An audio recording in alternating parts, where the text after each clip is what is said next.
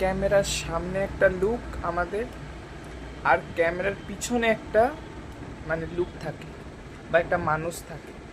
ক্যামেরার সামনে যেটা আমরা দেখাই ওটা কিন্তু অ্যাকচুয়াল লাইফ না, ওটা মানে জাস্ট পাবলিকে শো অফ করার জন্য, মানে শো অফ দেখাচ্ছি আমরা তোমাদেরকে বা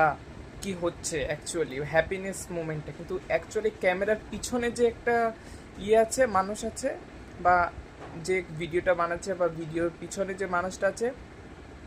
সেটা কিন্তু অ্যাকচুয়াল লাইফ না। তাই বলতেছি কখনো মানুষকে খারাপ ভাববা না বা খারাপ ফিল করবা না যে তোমার